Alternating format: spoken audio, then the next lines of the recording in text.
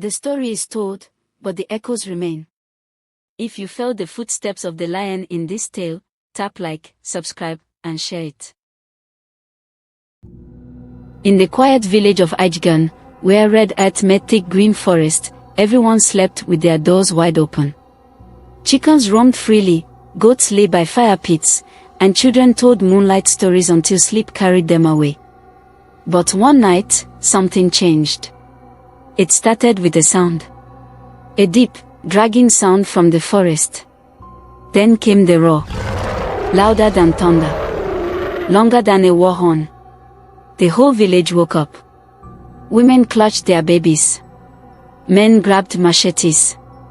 Children ran under their mothers' wrappers. A few brave elders, led by Baba Sunday, came out with lanterns. The air was still.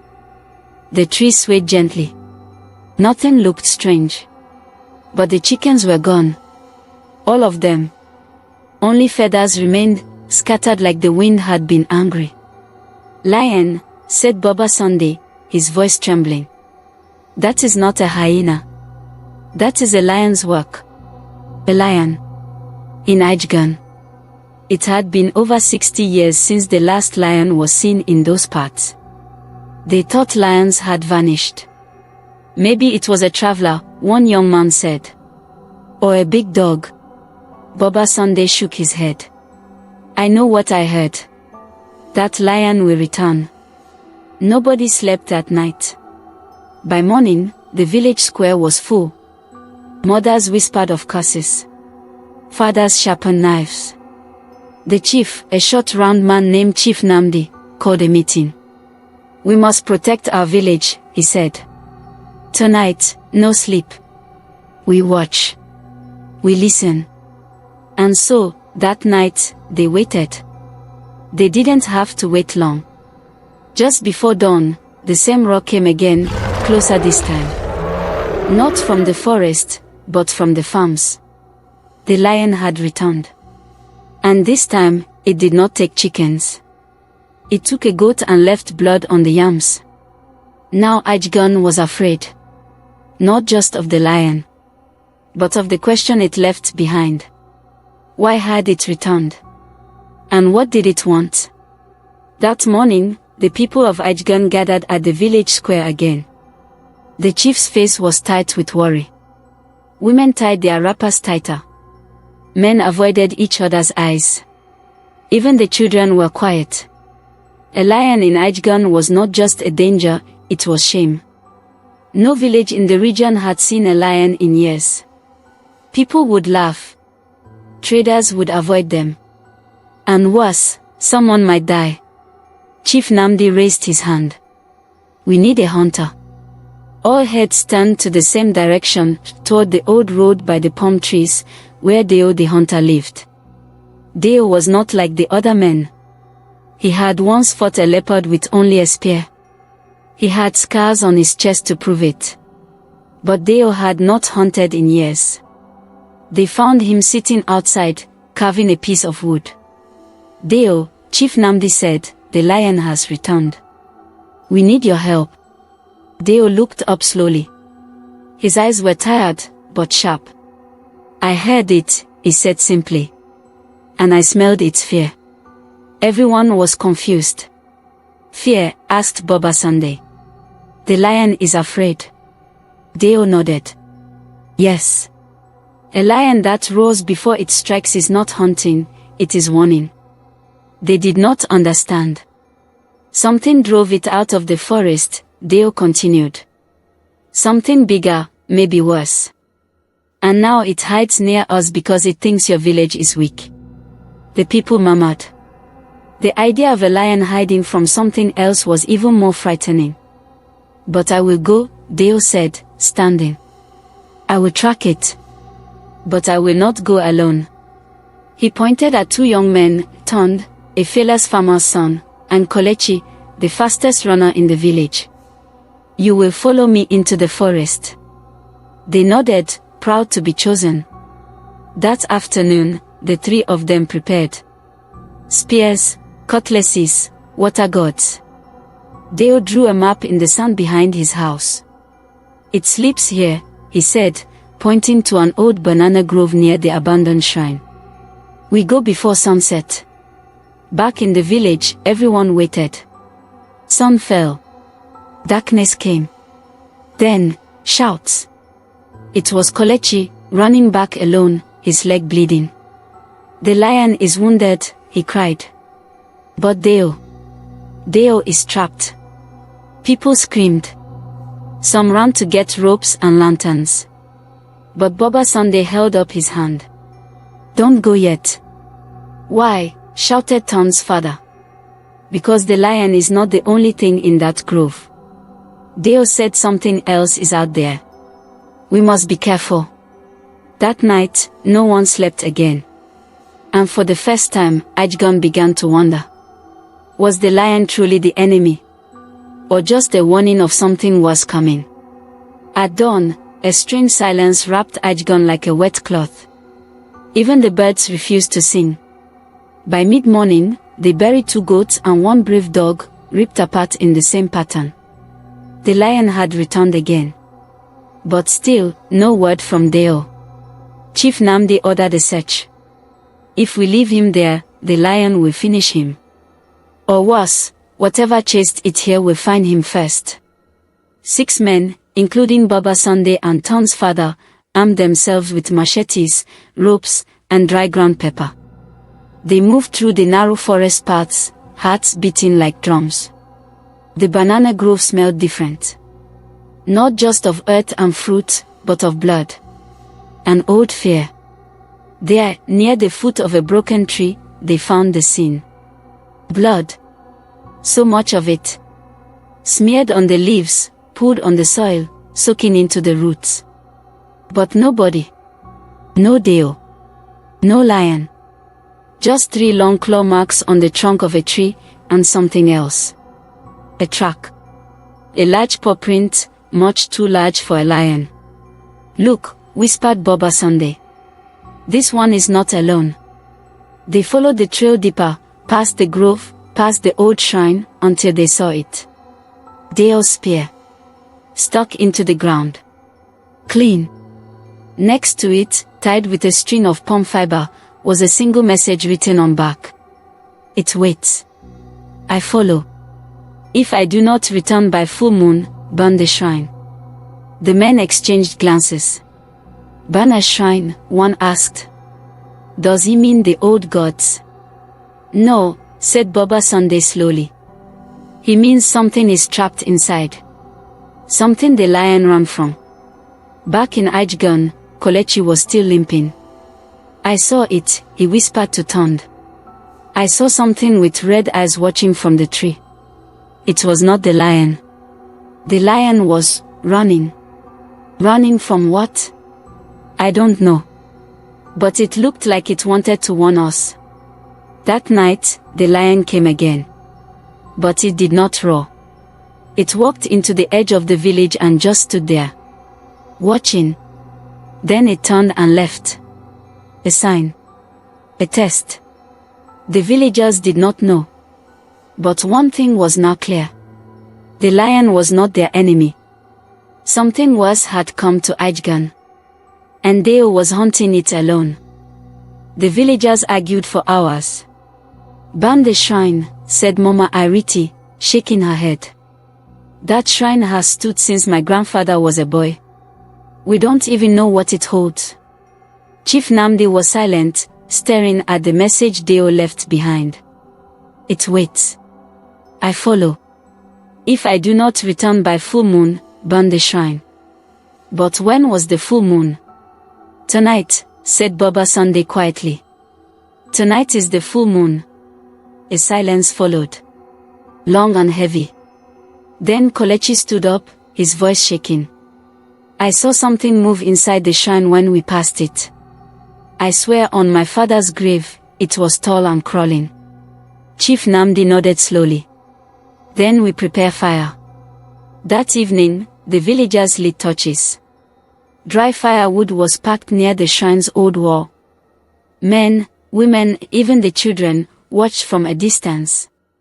But before they could set it ablaze, something howled from inside. Not a lion. Not a human. Something in between. Then it spoke. A low, growling voice from the shrine. Do not burn this place. He is still inside. The torch in Baba Sunday's hand dropped. He, whispered toned. Dayo. Yes, the voice said. He is haunting me, inside your memories. Everyone froze. What did that mean? Kelechi took a step back. This is not a spirit, this is something else. The fire was lit anyway. Smoke rose. But just as the shrine began to burn, the lion came. Not sneaking. Not roaring. Running. Straight into the flames. The crowd screamed. But the lion didn't stop. It leapt through the fire and into the shrine. The thatched roof collapsed. Flames rose. Cries echoed from inside, human and beast. Then, silence. Complete. The fire burned out slowly. By midnight, the shrine was gone. So was the lion. And Dayo. No one knew. But beneath the ashes, they found something strange. A stone mask. Split in half. And next to it, claw marks, deep and wide. Not from the lion. From something else. Something that may still be alive. Ijegun didn't sleep that night. Because if Dayo and the lion had failed, who would protect them now? Ijegun woke to black smoke and silence. No lion. No Dayo. Only ashes where the shrine once stood. But the villagers didn't have time to mourn. That same evening, 3 hunters returning from the nearby bush burst into the square, gasping. It followed us, one cried. We saw eyes, red eyes, floating above the ground. Before they could finish, a child screamed from the edge of the village. A girl was gone. Her name was Ifenanya. 6 years old. Last seen playing with stones near the path that led to the river. Men rushed into the forest with torches, shouting her name. Baba Sunday led them, machete in one hand, dry pepper in the other. Then came the growl. Louder than any lion. The men froze. 2 glowing red eyes appeared in the dark, not standing, not crouching, floating. A form stepped forward. Tall. Too tall. Its back arched like it was broken, but it moved fast, too fast. It charged. Chaos. Baba Sunday slashed. Sparks flew. A man screamed as claws tore into his side. Another held his torch, but the creature vanished into smoke. They found Ifenanya under a tree, alive, crying, untouched. But beside her was a fresh lion paw print. A sign. The lion was still watching. Back in Ijegun, panic spread. This is not just a beast, Chief Namdi shouted. This is war. That night, the village built a fence of fire, lanterns, flames, burning sticks around every corner. Then the attacks began. First, the goats. Then a man's hut burst into flames from the inside out. Then Ton disappeared. Kelechi ran into the bush to find him, spear in hand. But when he reached the palm grove, what he saw made his knees go weak. Ton was fighting. Not the creature, but the lion. He thought it was attacking, but no. The lion was shielding him. The red-eyed thing stood behind them, reaching forward with claws like long bones. Ton swung wildly. The lion lunged, tackling it into a tree. The forest lit up with a horrible roar. Kelechi ran forward. Slashed. Blood flew. Something screamed, not human. Not animal. Then a loud thud. The creature fled, vanishing into the trees. The lion fell beside Ton, bleeding, breathing hard. Not dead.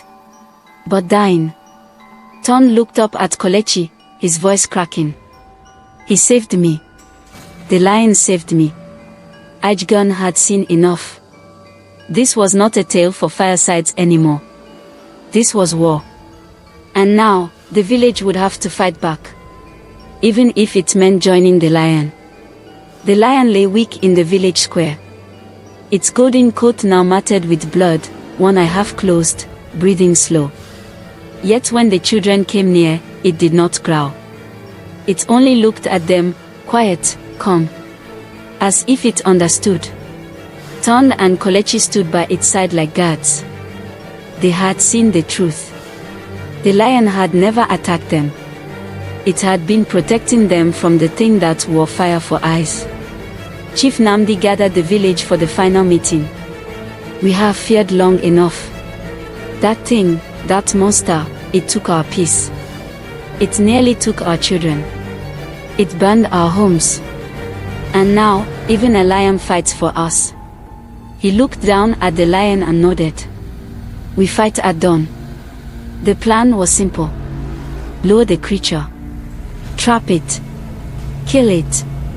They chose the old yam barn near the river, wide, open, dry. They baited it with the goat's blood, fresh and warm. Then they waited. Night fell. The moon glowed full above the trees. A sharp cry rang out. It had come. Moving fast, blurring between trees. Its red eyes glowing like twin lanterns of hate. But this time, Ijegun was ready. Spears flew. Fire burst from clay pots. The creature shrieked, arms swinging, slicing through the air. It darted into the barn. Boom! The trap shut behind it. Flames rose around the door, set by Mama Iriti herself. But the creature didn't burn. It smashed through the side, scattering the men like dried leaves. Then, just as it raised its claw to strike, the lion came. Wounded. Limping. But roaring with everything it had left. It lunged at the creature, knocking it to the ground. They tumbled across the sand, biting, clawing, roaring. Ijegun fought too. Baba Sunday threw his last spear. Kelechi hurled dry pepper into the monster's face. Ton picked up the lion's old spear, the one Dayo left behind, and ran forward. The creature saw him coming. It turned, mouth open, ready to kill. But too late. Ton drove the spear deep into its chest. A blinding flash. Then silence. The creature let out a low, broken growl, and collapsed. Dead. Smoke rose from its body like ash from charcoal. Its red eyes dimmed, turning black. The lion fell beside it, eyes closed. Everyone ran to it. Still breathing. But barely. Ton placed his hand gently on its head. Rest, guardian. And for the first time in generations, Ijegun was quiet again. But one question remained. Where was Dayo? And why hadn't he returned? 3 days passed. The village of Ijegun slowly returned to life. The fences came down. Chickens wandered again. Laughter returned to the square, though softer now, guarded. The lion, now weak but healing, rested under the shade of an orange tree. Children brought it water. The elders called it Odigu, brave one. But still, no sign of Dayo. Until the 4th night. A whisper in the wind. Then footsteps. Slow, firm. Dayo returned. His beard was thicker. His eyes deeper. His clothes torn and smoky. But he walked into the square like nothing had changed. The whole village ran to him. Cheers rose. Even Chief Namdi cried. Where were you? Baba Sunday asked. We thought you were dead. Dayo smiled. A tired, sad smile. I was not hunting the creature, he said quietly. I was hunting its origin. Everyone listened. Dayo knelt beside the lion, rubbed its head gently. This lion was born near the river Kasa. Its kind used to guard ancient paths we forgot. But something was opened in the shrine. Not by chance. By who? Kelechi asked. Dayo's eyes darkened. By a man who came here 3 months ago. A traveler. He gave Chief Namdi a gift, remember? Chief Namdi frowned. Yes, a small black box. He said it was from the city. Dayo nodded. That box carried a seal. An old one. When you placed it in the shrine for blessing, you broke that seal. Unknowingly, you opened the gate. Gasps filled the air. So the creature, Mama Ariti began. Was never just a creature, Dayo said. It was a keeper of shadows. Banished long ago. It only returned because we forgot who we were. But why did the lion help us? Ton asked. Dayo looked at the beast. Because not all guardians wear crowns. Some wear claws. The lion slowly rose, still weak but strong enough to stand. It looked at Dayo. Looked at the villagers. Then turned to the forest. It was living. No, Kelechi whispered. Will it come back? Dayo stood beside it. Only if we forget again. And with that, the lion walked away, back into the trees, disappearing into the early mist of dawn. Ijegun would never forget. Not the roar that started it all. Not the creature with fire for eyes. And never the lion that returned, not to attack, but to protect.